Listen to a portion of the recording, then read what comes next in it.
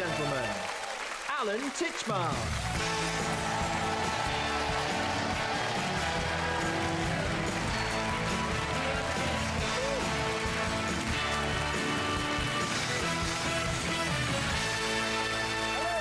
Tuesday's AT show. Today I'm joined by this American superstar.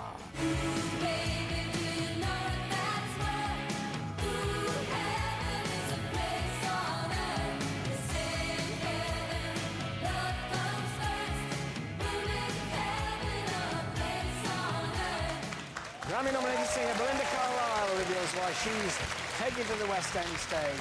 Our guest today is a Grammy-nominated singer and actress who first found fame as lead singer of the groundbreaking girl band The Go-Go's. A solo career followed with hits such as Heaven is a Place on Earth, Circle in the Sand and Leave a Light On, helping to propel her to global superstardom.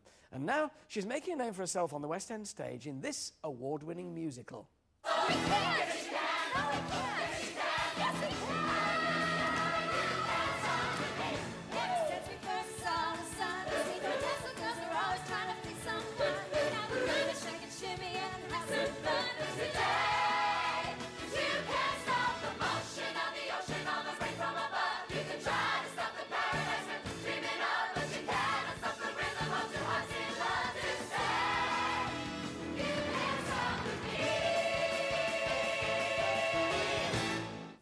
Please welcome Belinda Carlisle.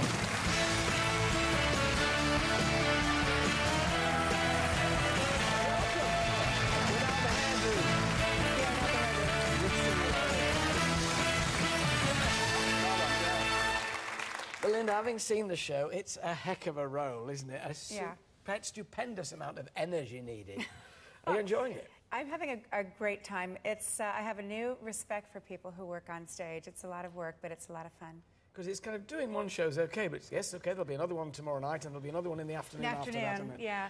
We have matinees on Thursdays and Sundays. So it's 8 shows a week. So 8 shows a week, so you're working Sundays as well? Yeah. Sundays, it's a good time to go see a show on Sunday. It's been very successful and yeah. It's great because that means we have 48 hours off to rest. God, 48 hours. After wearing that wig that weighs about 10 pounds and that dress weighs about 20 pounds, about 1.5 stones. What persuaded you to do it? I love the show and I love the music and I thought the character was really a fun character to play. And I just sort of was pushy about it. I got myself into an audition in New York and got the part for Broadway. And then because the economy, a lot of the shows closed. So they asked if I would be interested in performing in the West End, and I said, of course. You're working with Phil Jupitus as Edna Turnblad, the large lady there, right. who was actually a large gentleman. Yes. Fun? Enjoying it? Oh, he's great. Everybody is very supportive of each other, especially those of us who've never done anything in the West End before or anything on stage. There's a lot of experience, a lot of support there, and he's an amazing person. He's a very nice person. How different is it going on stage like that to what you're normally used to, which is concerts and you know, just going on for a night of music, as it were? There's obviously a great difference in dynamics. How different is it? Well, it's, you know, I mean, the singing part for me is kind of a no-brainer because I've been doing it for so long. But the acting and the dancing and the, you know, learning your cues and your spots where you're supposed to be, that proved more difficult for me. But it was a lot of work. We had a lot of rehearsal. And that's a challenge, and it's still. I mean, I get butterflies before I go out and do the first line. Do you still? Oh yeah, I get a little queasy, but that's a good thing. You've also got timing's important, not just timing and singing, but timing laughs. I mean, comedy, as they say, is a serious business. Yours is a comedic part. Yeah. Did that come naturally to you? I guess the part sort of came naturally to me, even though she is evil. She's a harridan, Belinda. She's horrible. She's really a horrible person, but there's something kind of funny about her.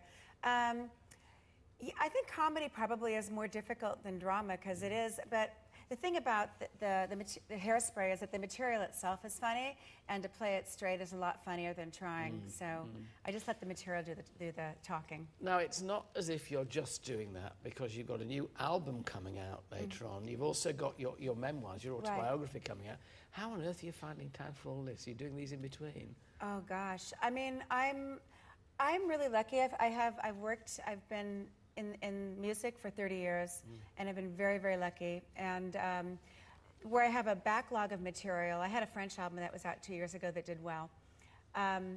So I can kind of pick and choose and make my own schedule, and I'm 51 years old.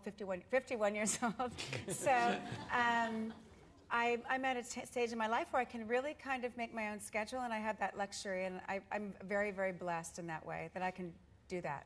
You had a colourful past. Yes. It was a tricky one, but one that clearly you've put well behind you and moving on now. Do you see younger people coming on nowadays and look at them and almost see yourself when younger? What kind of view does it give you of them? Well, I mean, I was known to be a little bit wild back in my day. And I think the difference then and now is that it's the age of celebrity and there's cameras everywhere. And it makes it really hard for any sort of recovery or any sort of balance, I think. I was really lucky to have gotten it all out 20 years ago, 25 years ago. So I feel for the younger stars of today that are troubled, and because it's just out there for everybody to see. What advice would you give them? What would you say to them? I always say, don't take drugs. Simple That's my advice. What was the turning point for you? What was the moment where you did? Well, I mean, I had a really very troubled past for 30 years, and where, addiction was a very big part of my life, and it was my life. And I think for me, that after a certain point, I think turning 40 for me was a really turning point, looking back at your life and looking where you're going. And I think that's probably a normal thing for a lot of people who turn 40. The older you get, the more common sense you get. Yeah. It comes to the well, top. I don't know about that. It took me a while. It still took me another 5 years to figure it out. But it just gets too, the baggage was too heavy to carry anymore. Okay, turn to the baggage of Hairspray instead. Right, It's great to have you exactly. with us. Go and see it. It's a great show. Thank Ladies and you. gentlemen, Belinda Carlisle. Thank you. Thank you, Belinda.